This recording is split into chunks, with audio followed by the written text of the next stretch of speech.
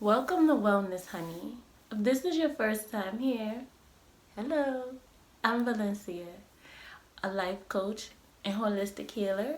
Today, I'm going to do a reading on the full moon in Gemini. A full moon occurs when the sun and the moon are aligned on opposite sides of the earth, and the light side of the moon is fully illuminated.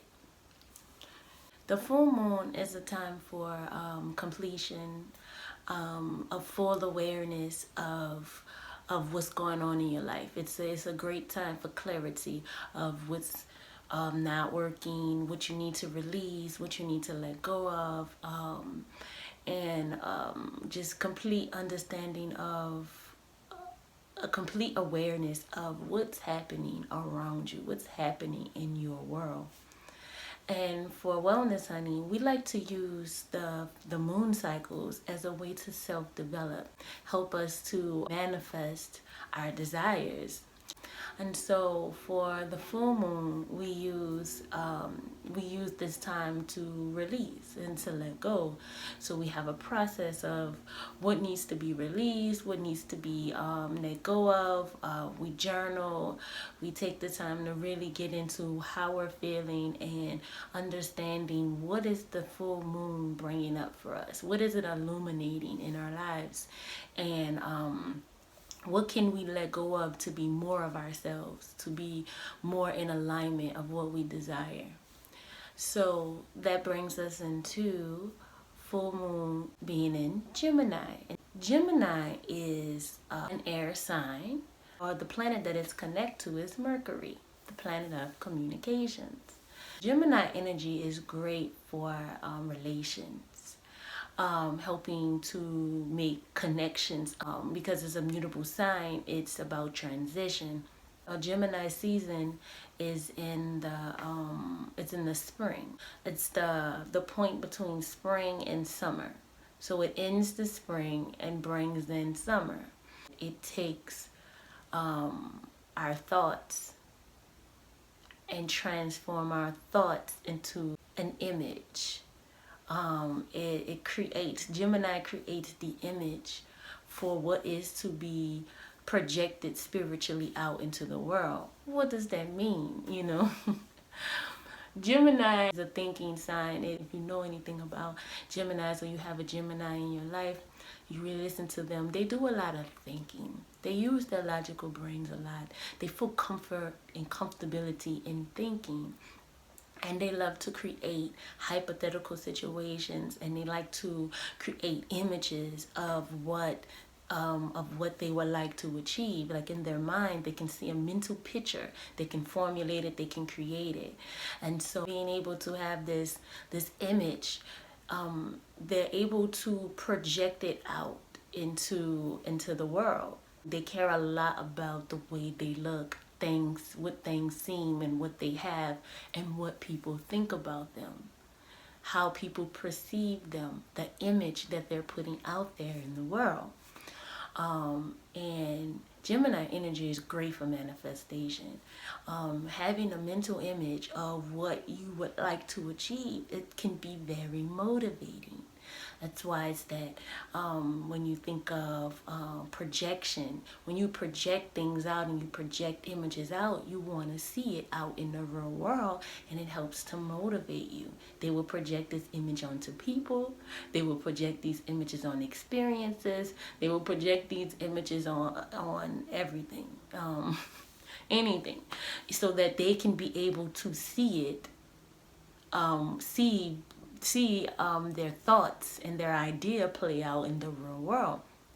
This is a function. Function is not exclusive to people who are born under the sun sign Gemini. They are just the sign of it, the example of it, the reminder that we all have this function and we all do this function.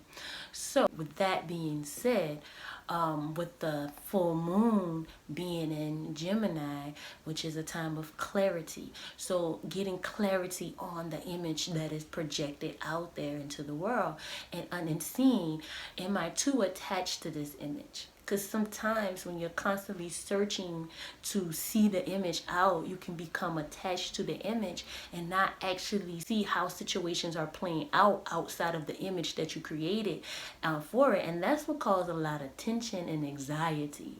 That's when you attach to the image, it create these expectations onto people, onto things, onto places. It's kind of unnecessary. And so we do this. We create these images, and that's our Gemini energy working.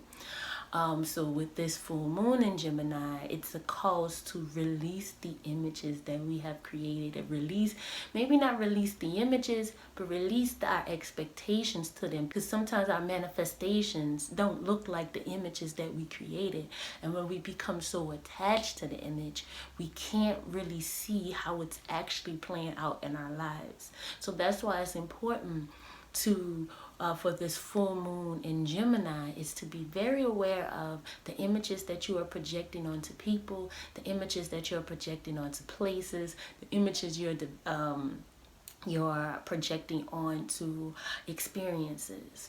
When you kind of see and question, like, is this what's really going on, or is this what I want to happen?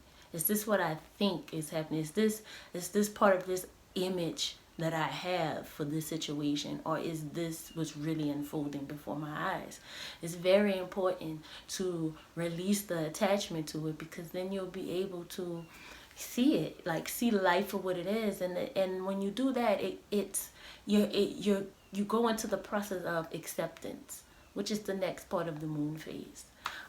It's the fourth quarter of the moon. It's about acceptance. So it helps you be able to, when you release your attachment to the image and of your life, and then you're able to see it, you're able to accept it. You're able to begin to plan out. You get to be able to plan out what you want moving forward in a realistic way. Because sometimes we have these images, so we create unrealistic goals, unrealistic expectations, also that we can live in this image. You know, the thing about life, you can't live in an image. You can create an image, but you can't live in an image, because things are ever changing, things are ever evolving. And Gemini knows that also well, because the people that's in the sun sign of Gemini, that's what they're learning. That's their lesson to learn, is that you can't live in an image. And the more that they learn this lesson and they own this lesson, the more happier or more fulfilled they'll be with being okay with creating an image and then seeing how the image change over time and allowing the image to change. Because sometimes we won't allow the image to change. So, I think that's a great little introduction to the Gemini energy. I think it's important to,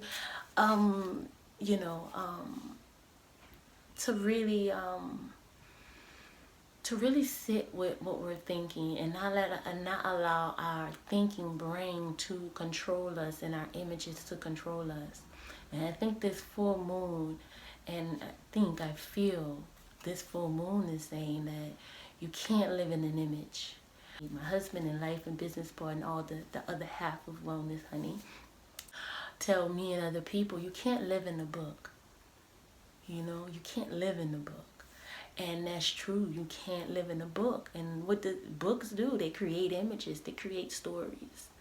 You know, they create ideas, you know. So, but you can't live in those things. So we're going to be pulling some tarot cards to kind of get to what are we releasing for this full moon. What can be released out into the world, you know, and for us to be able to see it better and to let it go, to detach ourselves. So what are we releasing for this full moon in Gemini? Let's see.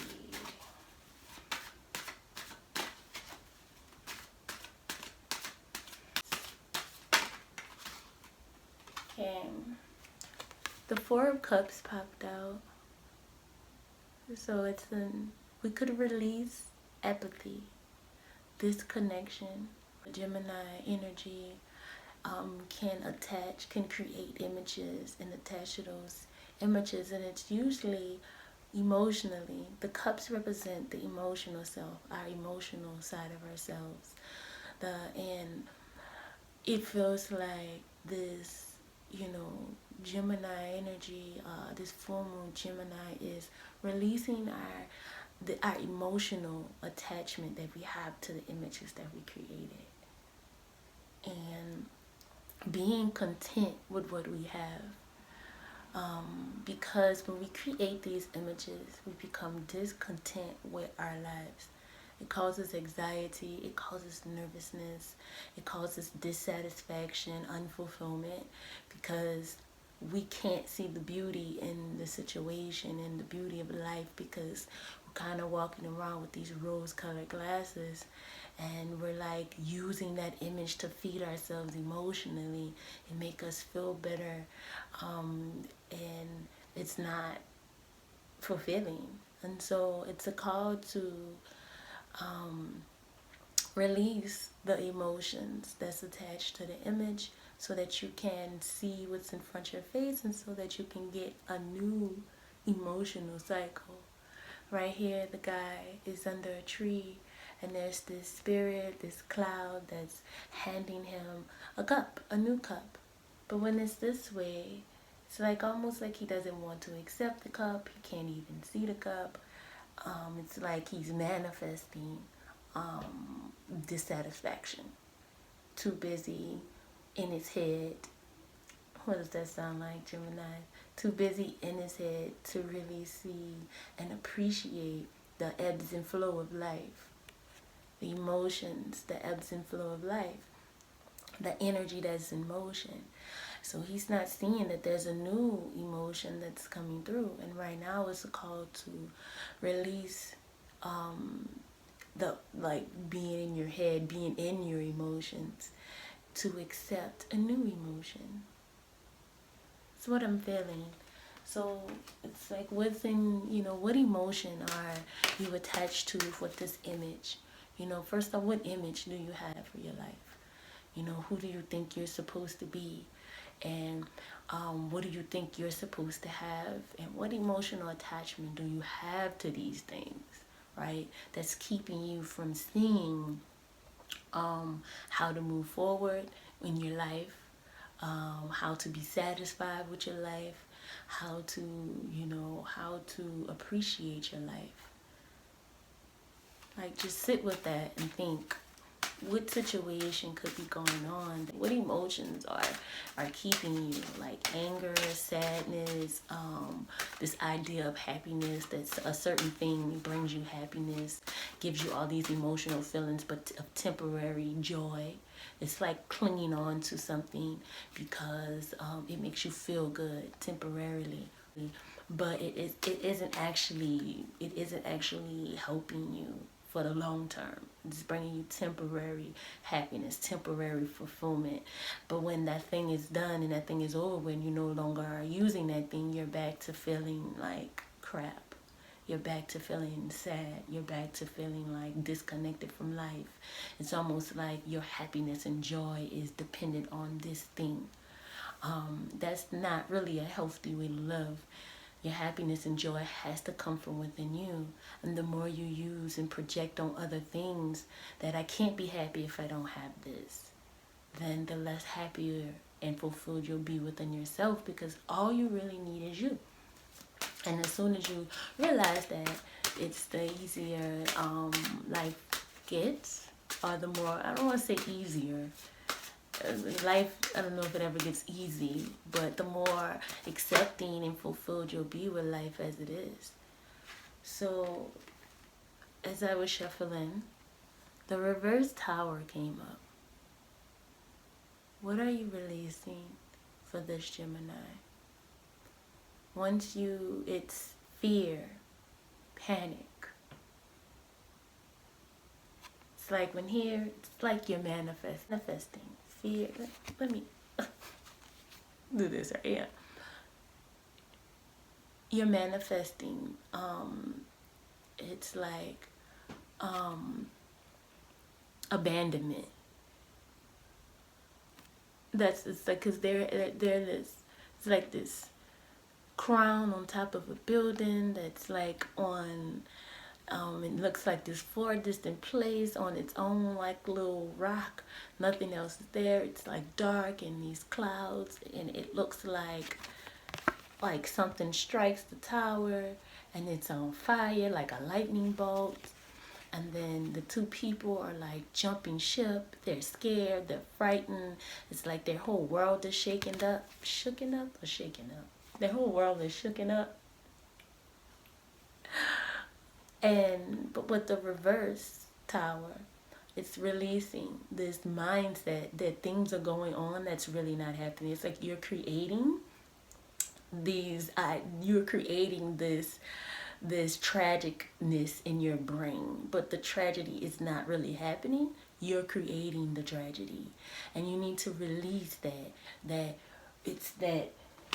release the thoughts and the ideas and the image that you have, and these emotions that you have attached to this image, because this is being emotionally tied to the image, and putting your happiness in the thing is what's creating these tragic things, that if you don't have this, then all of a sudden all of this bad stuff is gonna happen. And in return, you manifest the bad stuff when you're constantly thinking about the bad stuff and always thinking about the worst case scenario, and begin to get anxiety about it, that it keeps you from moving forward or being happy and being fulfilled. Like, if I don't have this thing, my world's going to end, and I'm not going to be happy, and the worst of the worst is going to happen. And you just keep going over in your head, and then sometimes we can get caught in the trap of trying to avoid thinking about the worst case scenario, right? But it's always there. We're just trying to block it out and positive think it out, and not just sitting with letting the worst case scenario in your mind play out all the way to the end, and then asking yourself, why is this important to me right now? Why is it important that I worry about this ending? Why do I need to worry about this ending? It's like, sit and think with that. Yeah. And it's that you gotta stop creating the worst case scenario.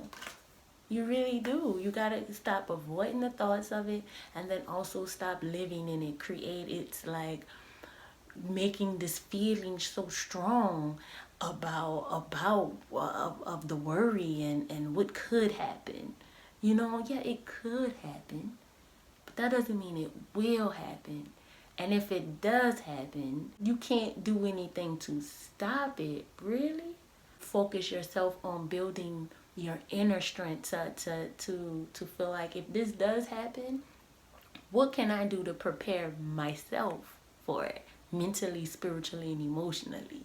How can I build strength in myself so if this happens, then I won't crumble and fall?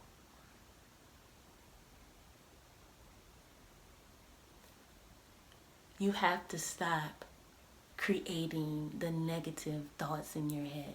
You have to stop saying that I can't do this, I can't do that, because you create more of it. It closes your mind off from the opportunities to actually see the positive in the situation. So come this Gemini, it's Sun in Gemini. It's a call. Sun in Gemini, wow. The full moon. But the full moon in Gemini, you have to let go of the worst case scenarios. Your attachment to it, the fear and the worry about it, and look at it for what it is. As a preparation tool. Let go of your fear. Stop letting your fear guide you, and let it's okay to let logic guide you. It's okay to begin to reason with yourself. It's use those reasoning skills. Stop using your thinking to hinder you, and use your thinking to problem solve. That's why God gave us these beautiful minds, so that we can think our ways through stuff, not to trap us, not to instill fear in us. So what are you releasing for this Gemini? Okay. So what are you releasing? The Page of Wands. It's time to really look at what's really there. You know, when you release the constant thoughts and the constant worry, you're able to look at what your spirit is really trying to reveal to you, and you're able to begin to follow that spirit and nurture that spirit, and you start to gain some confidence, and you'll start to gain confidence for going for what you really want, and releasing your emotional attachment to the image, because that's what seems like it's fulfilling you, but it's not actually fulfilling you. It's actually causing you a lot of stress. But when you let go of those things and you lean in on spirit, then you'll feel the true sense of fulfillment. Time to release the side of yourself that's trusting in spirit, and it trusts in the vision versus the image. So there's a huge difference between trusting and following a vision for your life versus following an image for your life. When you're in spirit, you follow a vision. It's this deep knowing. It's this deep desire, like this deep, it's a vision. It's a vision. The vision is like mixed with a feeling. An image is created and then you attach emotions to it. When you have a vision for your life, you don't get attached to an outcome. So with an image, you create an outcome laced with expectations. But when you have vision for your life, you have a knowing, and you just know when you've arrived at your destination. Like, you don't get attached to what it should look like, because you know that it may not look like anything you can imagine, because the thing is, your imagination is limited. Your imagination is only limited by the amount of openness that you are to exploring different ideas, how much you're willing to immerse yourself in new experiences and to learn new things. So the more you learn, the more you engage with life, the more you open up your imagination.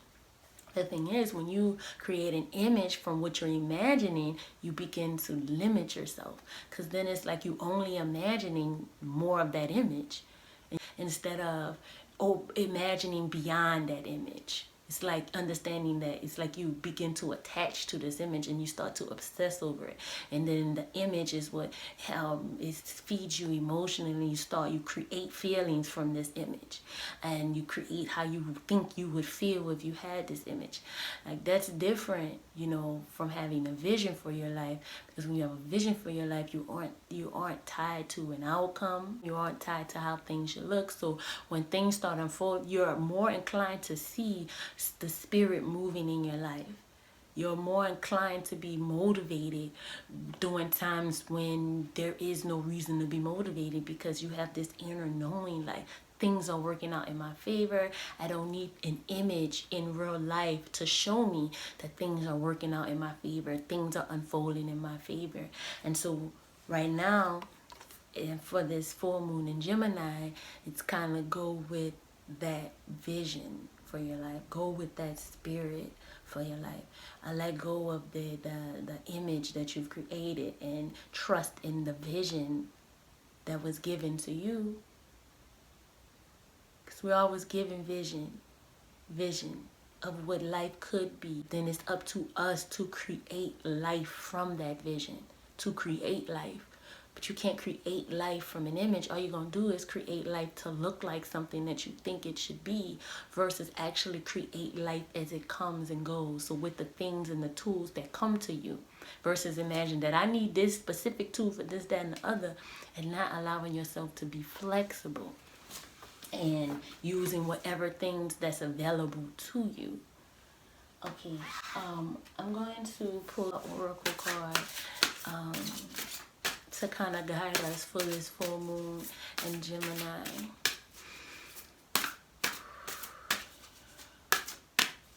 What message would you like to reveal for this full moon in Gemini? And Spirit, just speak to us and let us know how we can best utilize this Gemini energy.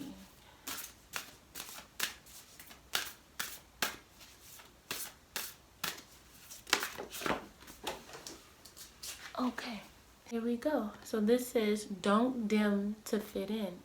How are you dimming your light in order to fit in? So it's this girl, it's 3 of her, and I just want to just say that Gemini is the 3rd sign. Just want to go ahead and throw that out there.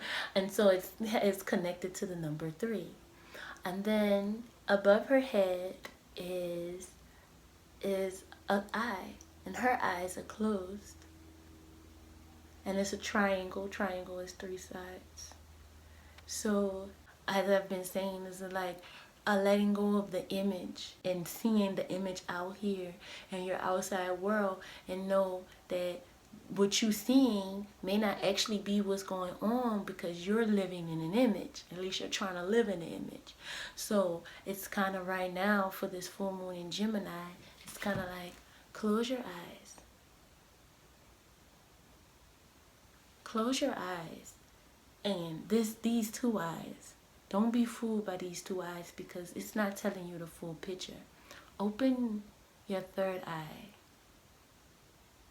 Go with your 3rd eye. Allow it to guide you. Allow it to show you the vision that's really unfolding in your life. And experience that vision. Because when you experience that vision, that's when you become fulfilled. When you start to see like the alignment that's happening in your life. And you're able to feel like life is working for you, not against you. Because sometimes when we have these images stuck in our head, and when things aren't lining up with that image, and things constantly threaten that image, then it's like life hates me. The universe hates me. Nothing works out in my favor. I can't get what I want. You know, it's like, and it's kind of like, well, maybe because this isn't what you really want. And if you took a second to close your eyes and stop focused on creating what your eyes can see, and just trust inside of you. So stop looking for outside validation to confirm the image. That's a major thing. We need outside significance. Like, we hold on to houses because they symbolize us feeling we're at home. That's one of the lessons I'll share. That's one of the lessons that I'm currently working on, is finding home within myself, trying to find home within other people, and trying to find home within other things, that I would turn a blind eye to whatever to keep an image. You know, I had a best friend I was friends with for so long. She was all that I knew. But I turned a blind eye to a lot of things that she was doing and saying, because I had this image of what our friendship should look like, what best friends should look like. And, you know, I had our whole life mapped out. And so I was constantly living in an image. And I accepted all kind of stuff just so I can keep this image. Because I'm like, if I don't have this image, then none of this is worth it. You know, like, I need this image, I need to fulfill it, and I'm constantly trying to fulfill it, and I never felt fulfilled. I never really felt happy in my relationship with her. Like, I never, like, our connection just felt, I just felt like I was constantly trying to please her, keep her in my life. She would always break up with me. We was never in a relationship, like a romantic relationship. It was platonic. But she would always break up with me every time she got upset with me. And so I came to this point where I was like, I need to stop making her upset. So I wasn't actually being myself. I wasn't actually saying things to her that may hurt her feelings, or her may say, like, I want us to stop being friends. You know, and so what I really realized is, like, I said, this isn't healthy, but I still kept it going because I couldn't imagine my life without her in it. I created home within her. It's like I felt at home because she knew me more than a lot of people knew me, because we grew up together. Like, we've been knowing each other since like 4th, 5th grade. So we had been friends for like 20 years. And like, this girl know me. We've been through a lot together. I don't want to give that up. We got so much more life to live together, you know? Oh, we had grew apart and I couldn't see it. I'm like, I couldn't see it. So one day, it's like we had a big argument, and it was several arguments, and then she just was like, I'm done. And she was serious this time, and because I came back a couple of months, and like, she do this all the time. I'm like, then she's like, no, the person you knew is no longer here, and she went through all of this. And then she said something so crucial to me that rocked my world. She was like, you need to love yourself. Hit me, because I was trying to convince her for us to be friends, and she's like, you need to love yourself. And she's never told me anything like that before. And I sat with it for a while, and I'm like, I love myself, this, that, and the other. How can she tell me that? And going through it. And then it's like I asked myself, like, what is she, like, almost like, what does she mean? And I focused so much on her, like scenariozing how she didn't love herself, going through this, that, and the other, and all of this, not really sitting what that meant for me. And it's like over the years, because it's been 5 years now, and I've been on this journey of self-discovery, and what I realized, she was right. I didn't love myself.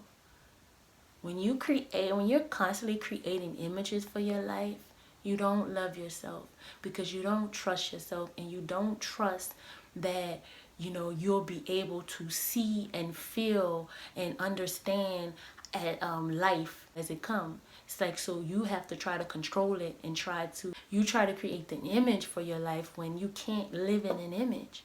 It's kind of like, that's what makes you comfortable. That's what gives you some kind of comfort, is the image, but in reality of it is, when you truly love yourself, you don't live in an image and accept things just to keep up an image.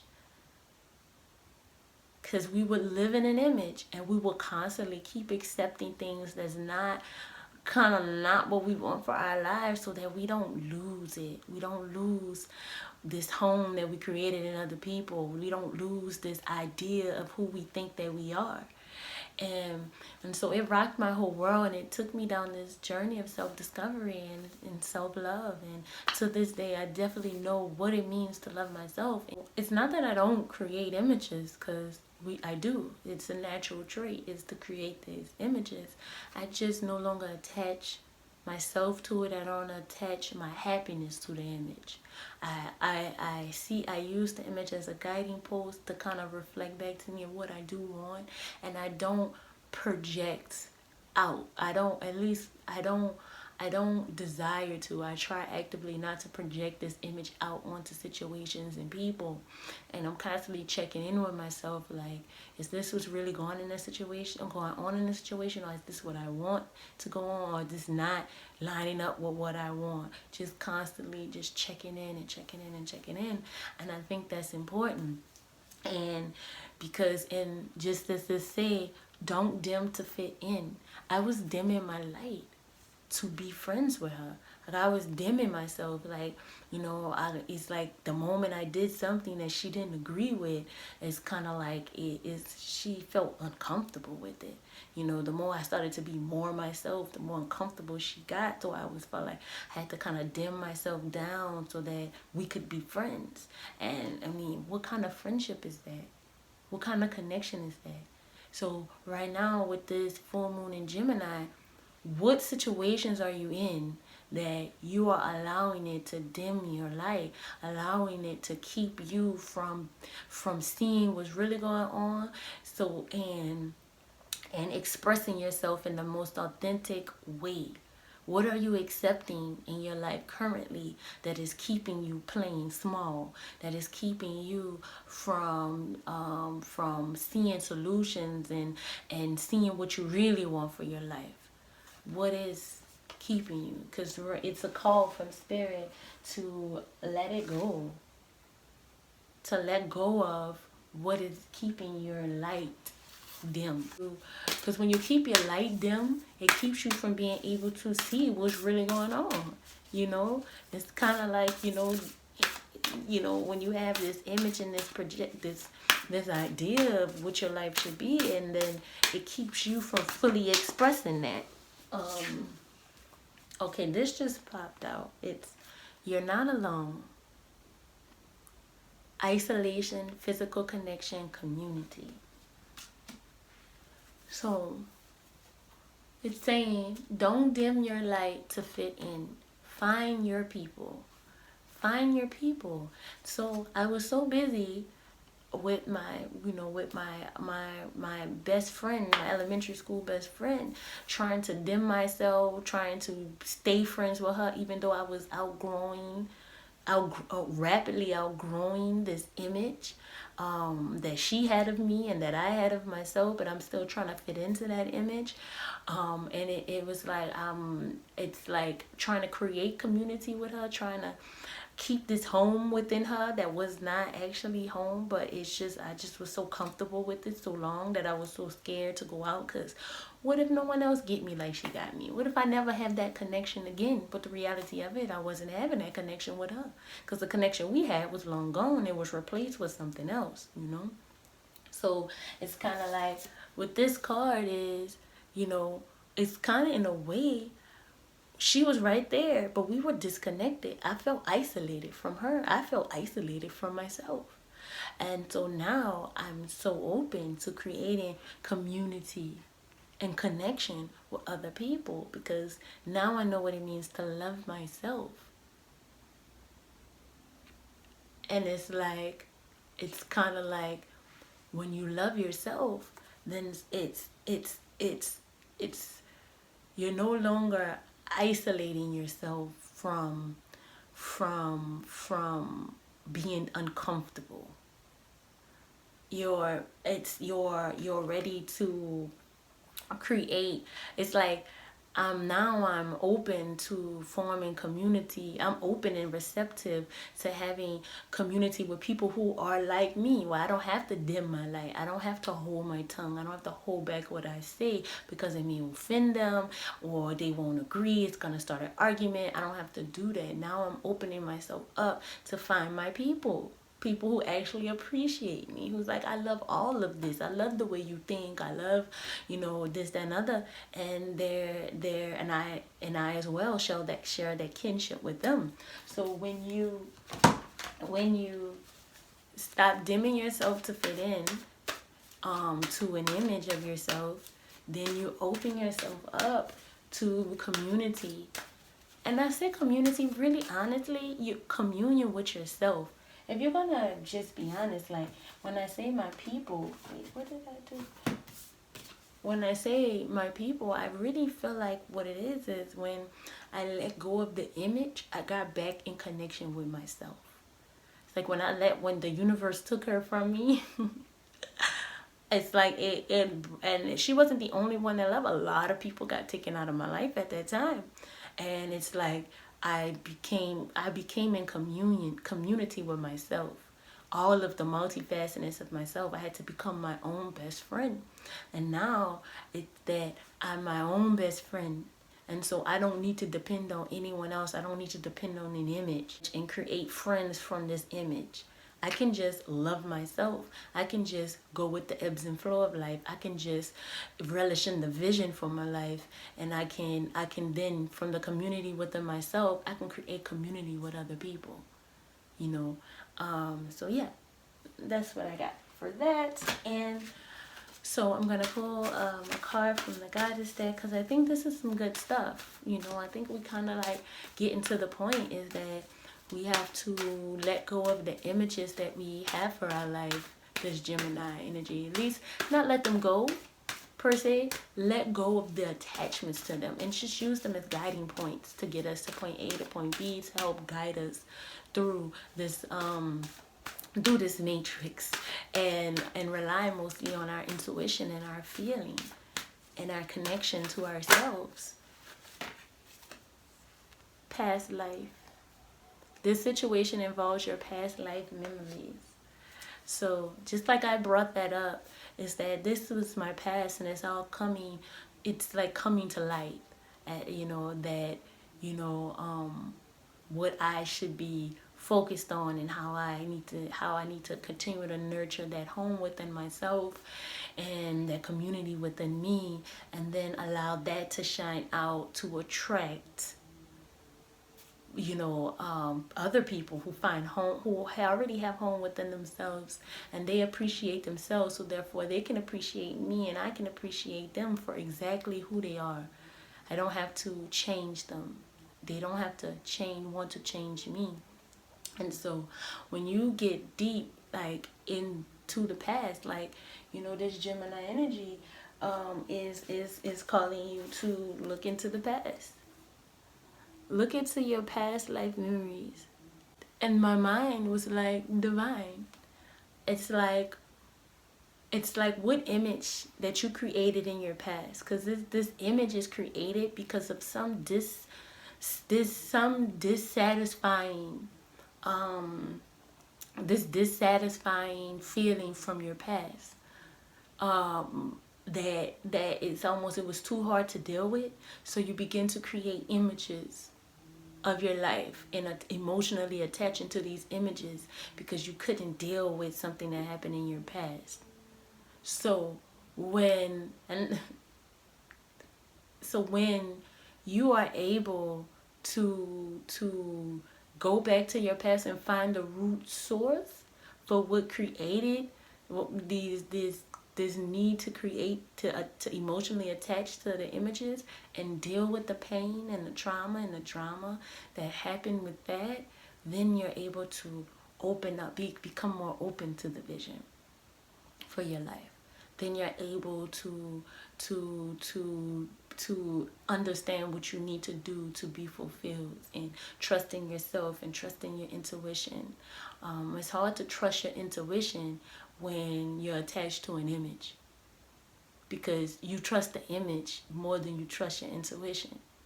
That's the problem, because your intuition is also a guiding point to help you, guide you to to guide you. Is also a tool to help guide you along this journey.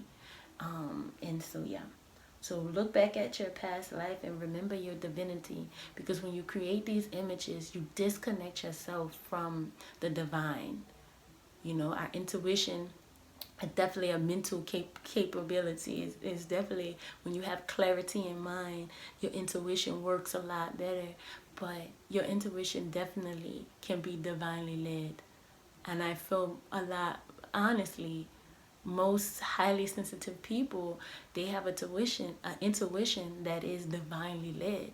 Like, their orders, their vision, their things come from the divine, and they're here playing this out, and they're trying to make work with the things that they have.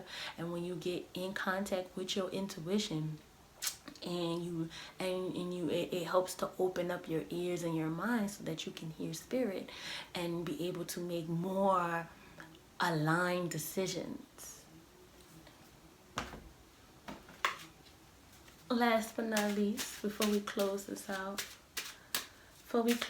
reading out, I'm gonna pull the playing cards. I love with the playing cards. They add like dimensions. I just really started working with them between the last 6 months to, I want to say, a year, but it really feels like since the last 6 months I've been working with the playing cards, and they just bring a whole another dimension to the readings. It's simple. It kind of, to me, connects with like numerology, which I love. I like mixing all the different modalities: astrology, numerology, Reiki, all of these things to kind of like help to read the energy and understand what's going on around us, All right, so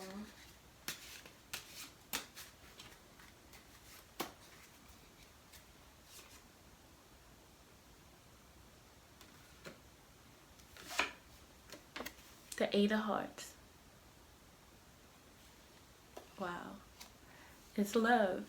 And the 8 is about personal power. Harnessing that power. It's about understanding that power and that influence. And I feel with the hearts, I just felt it so deeply in my heart. It's that the power of love. And I feel like when I say personal power, the power of self-love. When you love yourself and you trust in yourself and you make decisions that show that you love yourself, self-love goes beyond just doing your hair, taking a bath, hygienic type of things, brushing your teeth. It even goes beyond breath work and meditation and yoga. Like, we think all of these things is in journaling. These things are bridgeways for understanding how you love yourself. But to really show that you love yourself, it's the decisions that you make in every moment is what showcases self-love. So for instance, if you're not feeling hungry, but then your nerves get bad, and then it's like, let me go eat this, let me just, but you're not hungry. In that moment, you're not showing love for yourself, especially if your intention is to have self-control and to rely on yourself. But when you go out of yourself to begin to eat things when you're not hungry, you're relying on that food to calm you down. You're relying on that food. It's not just food. It's, let's say it's tea. I get hung up on the tea. It's like sometimes we get compulsive with things. When we're in a compulsive state, that soon when something come up, we have a little bit of like anxiety or nervousness or any twinge, then we reach for these things to kind of calm that down. But those twinges and those deep feelings and those strong feelings are trying to tell you something. And that is not to try to hide these things or subside these things, but it's to sit with these things, become one with these things. That is self-love.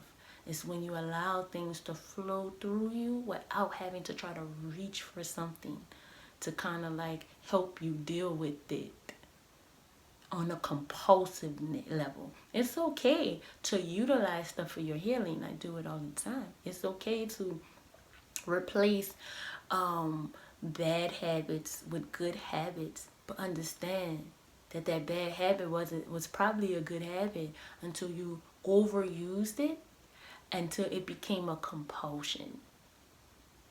It became a compulsion, like it's an automatically every 5 seconds you reaching for something. You had one grape and you're full, now you're like eating 10 grapes and you can't stop. Now you've moved on to drinking. Even water can be a compulsion. Anytime you feel a little twing. That's why I love to fast, because fast can definitely show you your compulsion straight up, because we can just compulsively drink water. It's not the thing.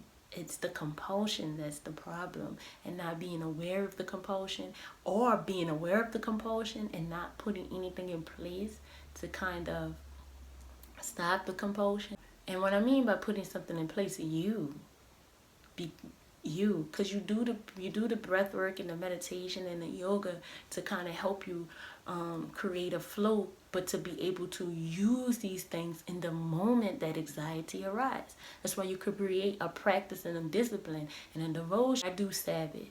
So, but in truth, I'm the Sabbath. I create a devotion around Sabbath so that I can develop the Sabbath within me. So I create a devotion to help me develop my Sabbath, because to me, Sabbath represents personal power and autonomy, and being able to see what's unfolding in my life for real, and not being in a trap, like, but what I think. Because when I do Sabbath, I try to get real honest with myself, and I spend time journaling, writing, breathing, doing meditation, doing yoga, getting in tune with myself, so that I become the Sabbath even more in each and every moment, that my mind is sharp, that it's like, okay, you know that you do this, that this is going to happen. Do you know that if you do this, this is not going to get you the end result that you like? Do you know that if you eat that food right now, it's going to be harder for you to break it next time? Right now it's an opportunity, not in the future, but right now it's an opportunity. It's that Sabbath to me. I am the Sabbath. And so I am the devotion. So the more time that I spend to building it up, so that in each and every moment that I make great decisions for myself that help me to inch closer and closer to what I desire. What I desire is power, personal power, me tapping into my innate power.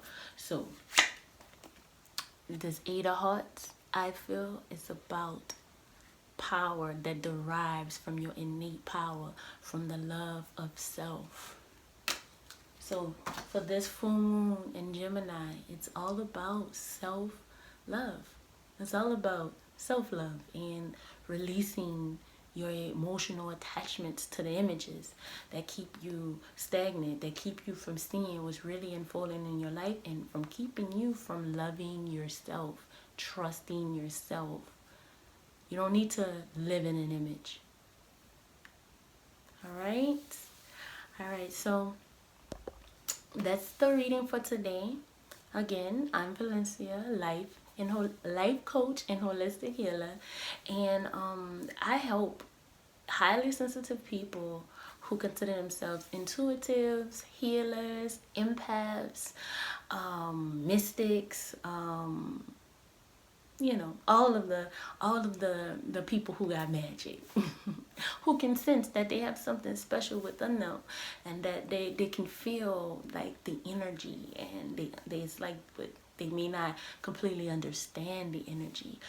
They may not understand how the energy is affecting them, and they may not understand how to utilize the energy. They may suffer with anxiety, exhaustion, and feeling depleted, and feeling like they're constantly giving their energy away to other people. And vampires, narcissists, all these people are constantly coming around them trying to drain them, not realizing that it's some part of them that's manifesting these results by the way they are handling themselves, the way they are not loving themselves, whatever image they created or they're trying to live in for their lives, and it's not working. Is the images just keep them in this endless emotional loop where they are not satisfied and they're not happy, and it's manifesting all kind of health issues and relationship issues and, you know, stagnation, exhaustion. I help these people to develop their intuition, to trust in their intuition, to build their intuition, to develop their gifts, recognize their gifts, use their gifts, and to heal themselves. Mind, body, energy, mental, physical, emotional, spiritual. Heal all these sides of themselves, because we're like an onion, right? It's layers to us. And the more you pull back the onion, the more you get to the core, the more you get to see who you really are. And that's what we're manifesting, the core.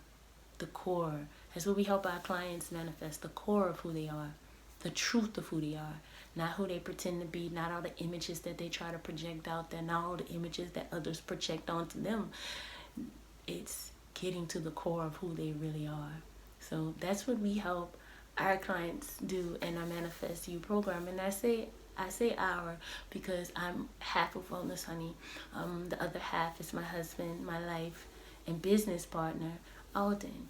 And we do coaching sessions with our clients weekly so that they can manifest their desires from a healthy body, from a clear mind, and a spirit-filled soul.